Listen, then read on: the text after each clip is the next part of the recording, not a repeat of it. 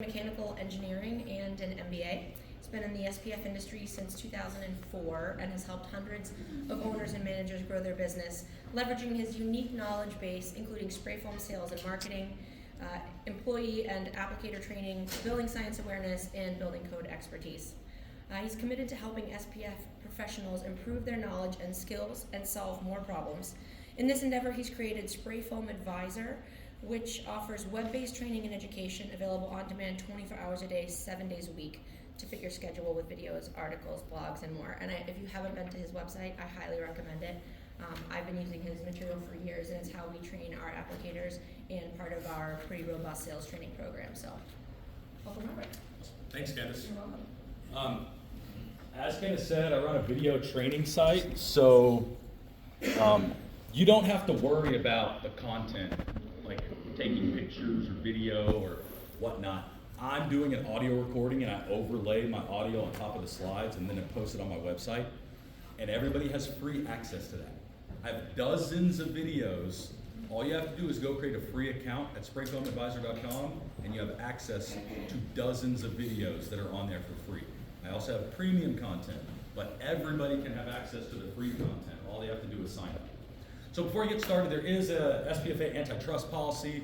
We're not talking about specific pricing. We're not price fixing. We're not setting prices in the market. Yes, I'm going to be talking about how to sell for the highest price in your market, but we're not going to talk about specific prices. We're not going to talk about what you should be doing and that everybody in this room should all of a sudden somehow have the same pricing so you can price fix in your market. That's not the conversation. That's, guess what? Illegal. So we're not going to do that, right? We are going to talk about specifics on my opinion on what I think you should do to create value and build value for yourself and your company in your marketplace. And that's ultimately how you get a higher price point, is by building value. As Candace said, my background, I've been in the industry for 20 years, mechanical engineering, master's in business. My favorite thing in the industry is teaching people information. My vision, if you have not read it, comes from The E-Myth by Michael Gerber, and he talks about the technician cycle. He talks about people who get into the business, any business, from a technical standpoint, because they're good at something, because they know how to bake bread, so they start a pastry store. Or they know how to frame, so they become a framer. In your case, they know how a Graco reactor works, or a PMC machine, so they start spraying foam, right? But they don't know how to run a business. And that creates the technician cycle where they go do the thing, and then they gotta go sell a job. And then they go back and do the thing, and then they gotta go sell a job. And the only way to break that cycle is to figure out how to build value for yourself, for your organization, for your company, and start multiplying yourself across that business. So, what do your buyers want? Anybody? We're going to be a little interactive here. Problem solved. When you're selling, what do your buyers want? What's the number one thing you hear? Honesty. Really, what's the number one thing you hear? Value. Price! Even though I said, I want you to sell for the highest price, what's combating me? It's your customers. How am I going to teach you to sell for the highest price when all your customers are saying, give me the lowest price? It's a mindset shift. You have to shift your mindset to be able to shift their mindset. What happens is customers get competition. They're able to pit you against other people in your marketplace. I did a survey the past month, and I asked, what are your biggest challenges as an SPF contractor? And one of the key responses, one of the biggest responses I got was, my competitors charge bottom rate prices. Guess what you can do about that? Nothing. You cannot control what your competitors do. That is a bad response. If I'm asking you a question about what your challenges are, frame your response in a position where you can do something about it. Because if you have a challenge that you can't do anything about, now you're stuck. It's about framing. Your competitors have low prices. Your actual challenge is you don't know how to build value to overcome the price difference. That's the challenge. Your customers are able to get multiple bids. They go to all of your competitors. They pit you against each other. They will even share your proposals with your competitors. You do not have secrets from your competitors. Expect that. If you don't know what your competitors are doing, that's your fault. You're not asking for information in the marketplace. They know about you because that's how they're able to offer a lower price. So what happens in your local market? Somebody wants to get the next job, what do? They give a 10% discount, right? Mr. Builder, I'll do this job for you. I'll give you 10% off the guy that's doing it right now. Hey, that's a better price. The builder doesn't care how much money you make. He just wants his job done. He does not care what happens to your business. One more time. He does not care about your business. So, in the construction industry, if we have 10 to 20% margins and you give 10% off, you're cutting your own throat. You may not make money on that job. This concept is supposed to be a loss leader. You're supposed to do this as an entry-level price to test me out, to try me, and then we go to my normal pricing. But this is not how it's used in the field. So what happens? It's a race to the bottom. If you can cut it by 10%, so can the next guy. You did nothing special. There is no special skill in marking out a number and lowering it. It doesn't help you. It only helps your customer from their perceived perspective. It doesn't build value. When you focus on price and compete on price, the conversation's only about price, and it's a losing proposition for everyone. Everyone in the marketplace loses. Because if you're not losing money yet by cutting your price by 10%, after the next cut and the next cut and the next cut, you will be losing money.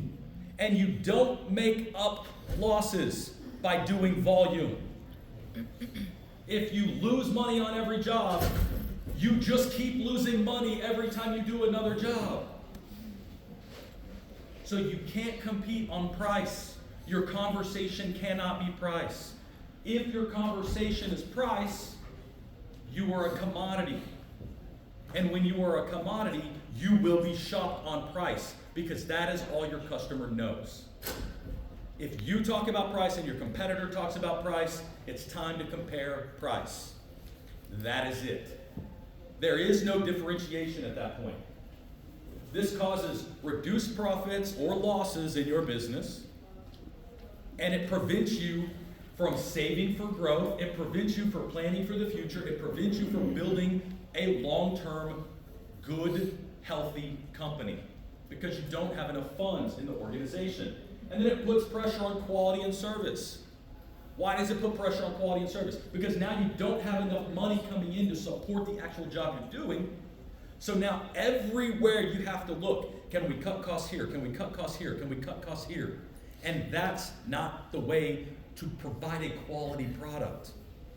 And if your service techs, if your operations team, if your field team is constantly under pressure to do it faster, to be very careful about everything they're doing, to be super cautious, don't overspend, we have to make money, we sold this job too low, it's not a good recipe for building a solid reputation in the marketplace. So you have to frame the conversation differently. So how do we overcome this market dynamic? Know your worth. What do we do? Let's look at what buyers want again. What do they think they want? We talked about this. They think they want it cheap. They think they want that low price, right? They think that this is what they want. What do they actually want? Problem solved. They want value. They want a problem solved. They want you to be the expert and provide a solution to a problem that is valuable enough for them to exchange their dollars for your knowledge and service and solution.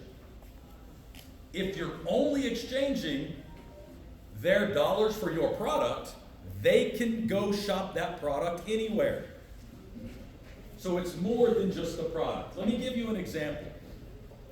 When you buy a car, nobody ever complains that the Dodge Ram or Ford F-250 or the big truck that's hauling your trailer is 4 times the cost of the Toyota Corolla.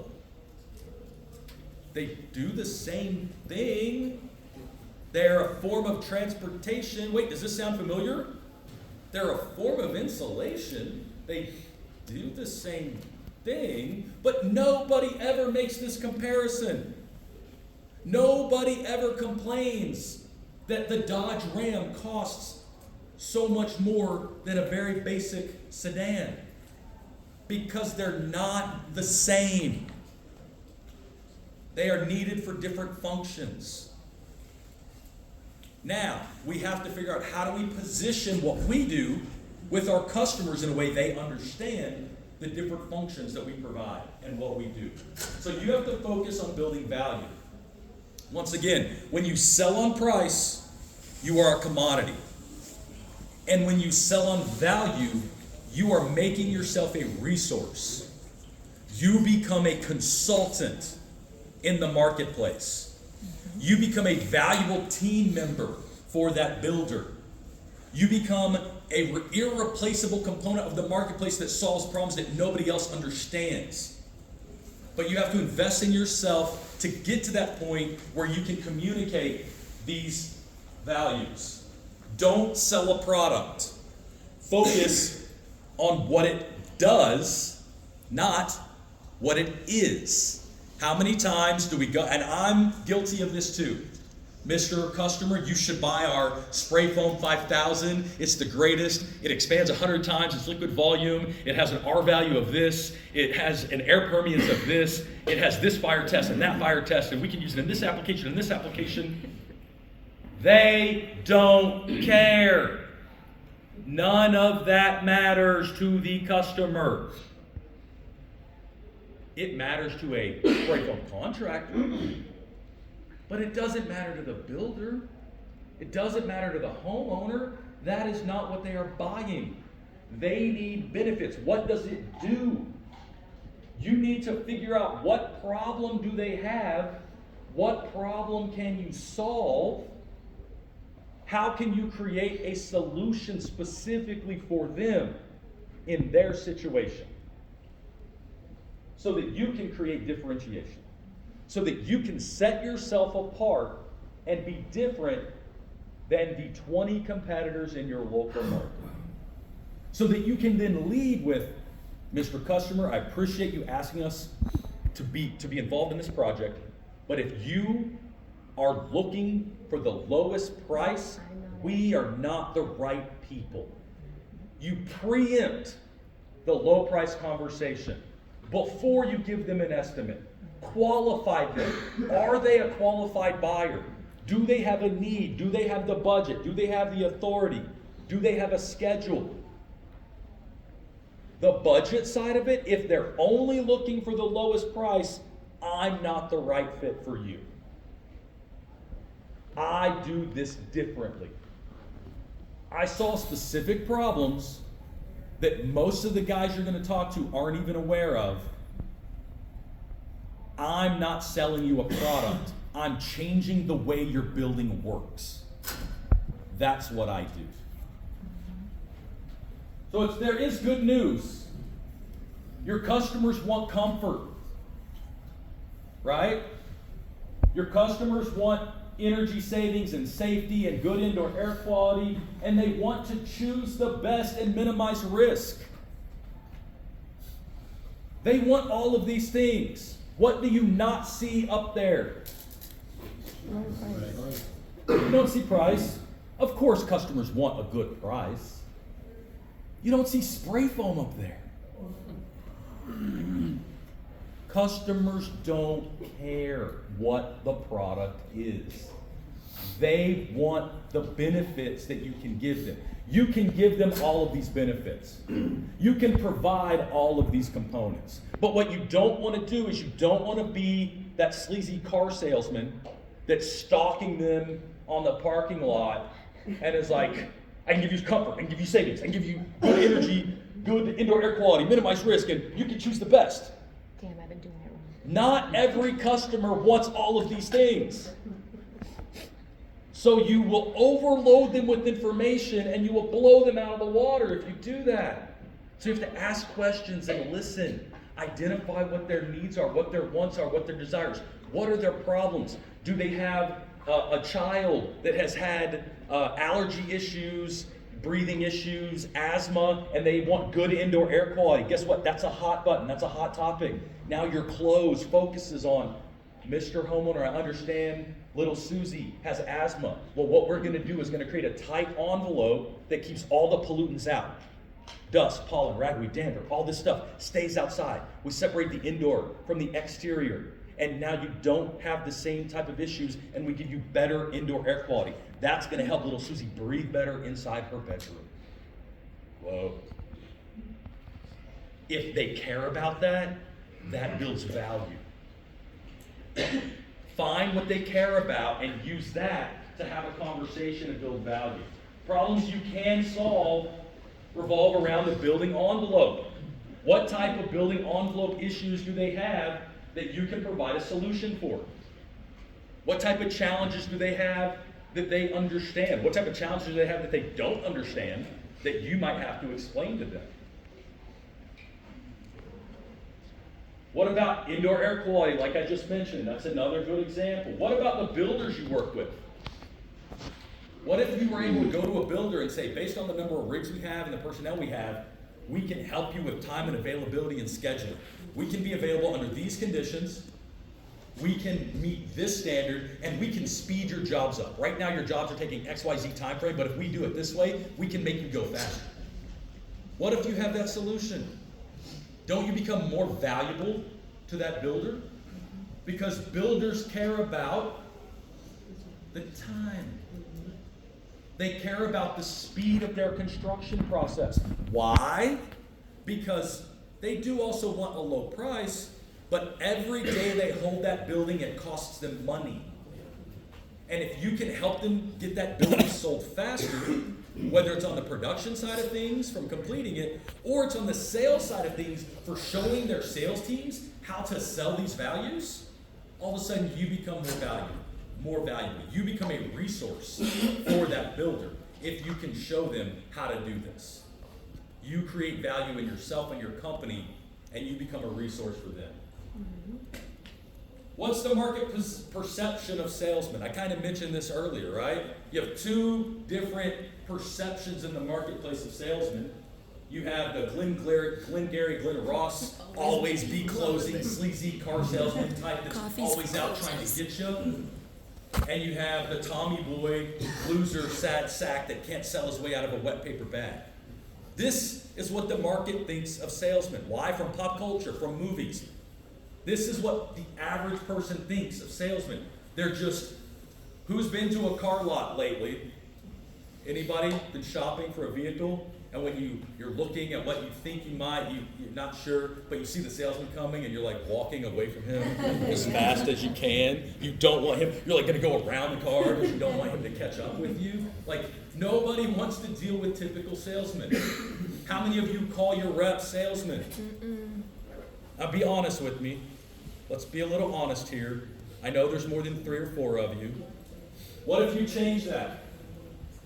What if you called them building envelope consultants, or building envelope auditors, or building envelope technicians? What if you just gave them a slightly different name? They could go do the exact same thing. But if you give them a slightly different name, you change the perception in the marketplace of who they're talking to. Now, the consultant can go out and give them an audit on what is happening with your building. This is what is happening with your building envelope in these different locations. This is what's happening with your insulation and your air barrier in these different areas. And we have solutions for this to fit your specific needs. We have a methodology to do this, this, and this, and this is how it works. If you do it really well, you don't even have to mention spray foam. Obviously, we want to, but it's the very end of the conversation. Mr. Homeowner, we're gonna give you an indoor air quality benefit by creating this air-sealed envelope that does these things, that separates the indoor from the outdoor. We're gonna put a proper air management system on the inside of the building to take care of the indoor air quality from the inside out, so you don't have the risk of mold and mildew and condensation. Good indoor air quality, better quality of air for you and your family, and we're gonna do it with this package. It just happens to include spray foam insulation. And we're gonna put it in these locations to give you the best benefits of this package. Structure the conversation in a way where you lead with what they want and you focus on the benefit that you give them based on your knowledge as an expert, as a consultant on their job site. And now you've just built value in a way that nobody else in your marketplace is doing. You just become a different person to that owner from a different perspective. And if you ask the right questions, you're learning about them, and we naturally like people that we know, like, and trust. So you build credibility, you build competence, and you build confidence by asking them questions, because they're more naturally going to like you. And we tend to do business with people that we know, like, and trust. If you ask questions and listen, you will learn enough about them to prepare your sales close when you're ready to make them an offer. And it's not just, I sent over an estimate for you to take a look at. It's, this is what we're gonna do, this is how we're gonna do it. The estimate is included. If you just send an estimate, what happens? It gets compared with all of the other estimates that they receive. It just gets compared. If they don't know the difference between your estimate and your competitor's estimate, it just gets price shopped against your competitors. And then you get the question, why are you 30% more than this guy over here? Well, I don't know why he's 30% lower than me, but I do know why my price is my price, and it's these reasons. I do this, I do this, I do this. This is why my price is this way. And if we're not a good fit, we're not a good fit. Move on. If they're price shopping and they only want the lowest price, they're not my target customer. That's not who I want to do business with. And if they truly want the lowest price in the marketplace, they're probably going to buy fiberglass at the end of the day. So the key takeaways. The market dynamics create a race to the bottom. If everybody leads with price, and if the conversation is always how I can get you a slightly better price, I give you $10 off, will you change? Everybody's going to go to the bottom. Everybody's going to lose money. You need to figure out how to build value based on what your company does, and for each of you, it's probably slightly different. If you have more rigs, you can offer something that a guy with 1 or 2 rigs can't offer. You can offer availability, scheduling advantages, potentially timing advantages, putting multiple rigs on a job site to get the job done faster. You can do things that a guy with 1 or 2 rigs can't. If you have 1 or 2 rigs, you can do things that a guy with 5 rigs can't do. You can be mobile, you can be nimble. You are typically the owner or one of the key stakeholders in the business, which means they are directly talking to someone that has decision-making power on a regular basis. You're working with me one-on-one, I'm the owner of the business, I'm giving you personal service. That's a different level of value. Don't sell a product, identify what their problem is, and figure out how you can give them a solution to their problem. And this is something that people don't like to hear sometimes, but if you don't have a solution to their problem, don't sell them something. They're not a customer.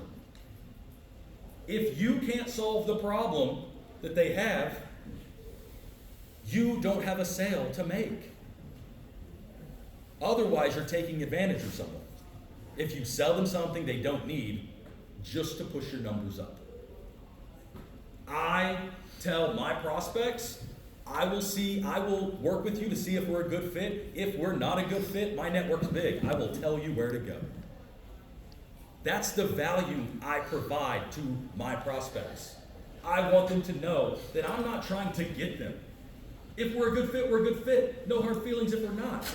Not only no hard feelings, I want you to stay on my network. And I will help my other network, the other people in my network, by referring you to them if they are a better fit for you. It's not that complex. Just have high integrity, high character, high moral value, and do what you would want other people to do for you. It's very, very simple. At the very end, ask questions to understand who they are, what they want, why they want it, why they think they want it. Why did you call and ask for spray foam? Why did you call and ask for cellulose? What's the problem that's happening? Let's get to the root cause. In root cause analysis, in engineering design, we have to ask why 5 times. It's called the 5 whys to get to actual causality of what's going on. So it's not that complicated to just keep asking the customer questions. And you have 2 ears and 1 mouth, so listen twice as much as you talk. Let them talk. You will learn more about their project, about their wants, about their needs, about their desires, and you will be able to use that information to show them how you can provide value if you're paying attention. I'm Robert Niney, Spray Foam Advisor. Thank you. I'm open for taking questions. This is my contact information. As I said, this audio is recorded. I will be laying it over the slides. If you want a copy